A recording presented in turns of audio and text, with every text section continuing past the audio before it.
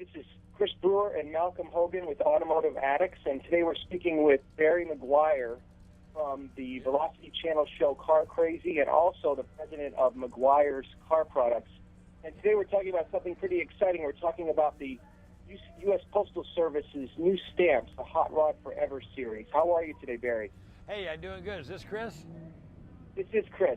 And Malcolm. My dad's name was Malcolm, so I'm very partial to people with the name of Malcolm.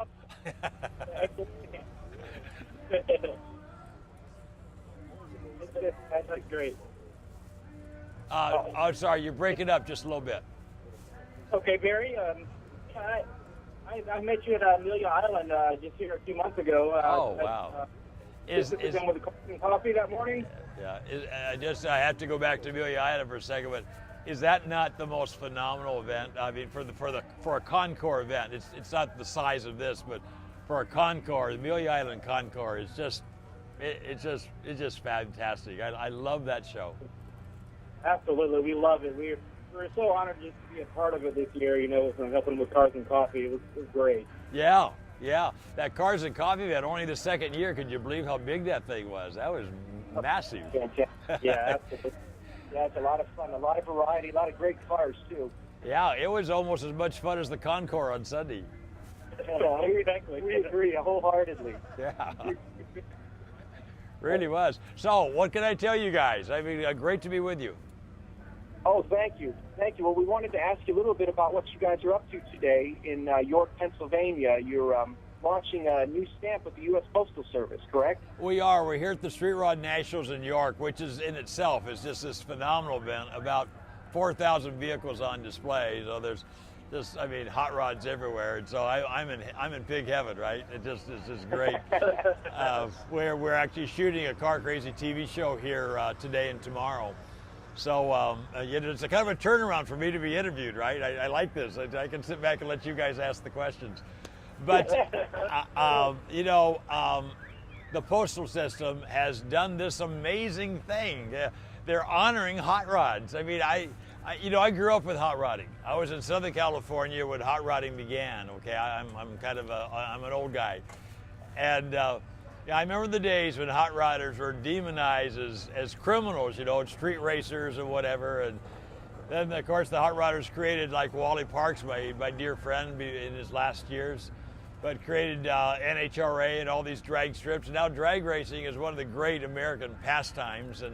And hot rodders are now seen as among the most patriotic of all Americans, and we've come full circle. And now the U.S. Postal System wants to honor the hot rod, and I see it as hot rods and hot rodders, of course, as being, an integral part of our culture, and they are. I mean, you think from the history of America to the culture of America to representing what America is to the world. I mean, I don't know of any other iconic piece that could do that as well as a 32 Coupe. And so they brought out these stamps, 2 stamps actually, a series, and they call them Hot Rods Forever, all right? And I mean, it's like the endorsement, America's endorsement. Okay, the 32 Coupe is really a critical part of what America's all about. And to have that happen here at the Street Rod Nationals is just amazing. So they called me and they told me what they're doing. Last year they did Muscle Car Stamp, which is a phenomenally successful stamp. They had Richard Calpetti come and help them launch that stamp. It was hugely successful. So they get to hot rods. They called me. I don't know why. There's so many great hot rodders, but they called me, and I was able to be here with the Postmaster General, Patrick Donahoe, who is a car guy. I mean, he's been a car guy since he's a teenager, and a whole bunch of postal system folks have been here with their 32s and whatever, and they're doing this comes from the heart. I mean, they're car guys, and they want to recognize car guys, and so it's great fun. I got to tell you, I'm surrounded. I see hot rods as far as I can look. There's hot rods, and I'm right in the middle of all that. And I get to hang out with you guys for a little while, and it's a really special moment in time for me. I really appreciate it. A few things we want to say to you. First of all, thanks for bringing back the national spotlight to car shows. Your legacy is fantastic, and we run a Cars and Coffee event here in Jacksonville, and in part, that success is due to the efforts that you've made over the years, and we thank you for that. Well, you're very kind. Go back 20 years, and we were concerned that the car hobby is going to go away. I mean, it really looked like that. Car shows were ceasing to exist.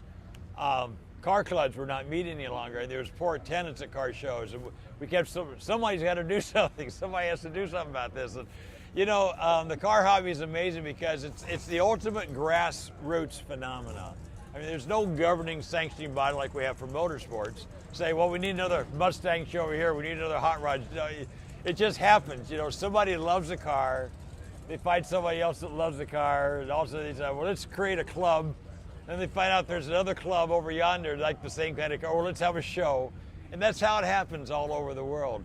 But it was dying out. And so 20 years ago, we had serious concerns about that because, I mean, for my business, it's more than business, but for my business, the only people who wax their cars anymore are car guys. And when I say car guys, it's gals and guys. If you love a car, it doesn't matter if you're a gal or a guy, you're a car guy. But 90% of all car wax related products are bought by car guys. So I had an additional agenda that I don't want the car hobby to go away. And quite frankly, every manufacturer that shows their products at SEMA show was faced with the same dilemma, but nobody was doing anything about it.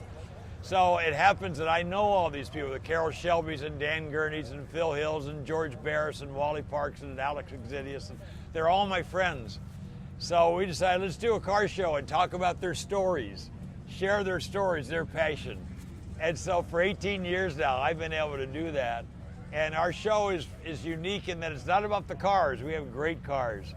It's about this emotional connection we have with cars. And that, I hear it over and over and over. People come up and say, I was watching your show.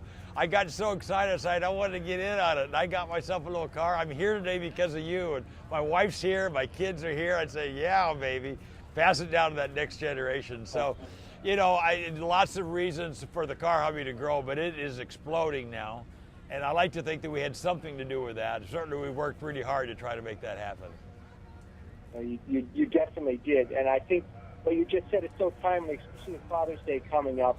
Yeah. Cars have such a wonderful ability to combine people of different origins, of different faiths, of different backgrounds, and even fathers and sons, for sure. Yeah, that's one of the things I like about the car hobby because it's a level playing field. I say it's just like heaven's going to be. There's no distinctions, right? I mean, it doesn't matter how much money you have or don't have. It doesn't matter what color your skin. It doesn't matter where you're born. It doesn't matter if you're a guy or a gal. It absolutely does not matter. That does not enter into the equation. If you're a car guy, you're a car guy. You just hang out and have fun. I love it. Yeah, it's really I true. wanted to say one last thing before we go. My dad, it's kind of a neat connection. My dad was an Assembly of God church planter when I was a child. That's Come how on. I grew up. Get out of town. Yeah. Well, He sure was. Yeah, planted 3 churches. Well, you might get me started here. I go for another couple hours on that subject. So I am Assemblies of God, and the general superintendent of the Assemblies of God is a guy named George Wood, one of my best friends. David Wilkerson was one of my best friends. I still chair his board of directors.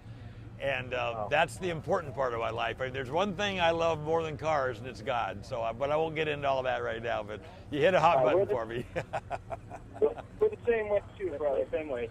100%. At Automotive Addicts, we love God and we like cars, but we like them a lot. Yeah, yeah, absolutely. That's really cool. Really cool. Nice to talk to you guys. It's been our pleasure. It's been a pleasure, Barry. Appreciate it. Okay, God bless you both now.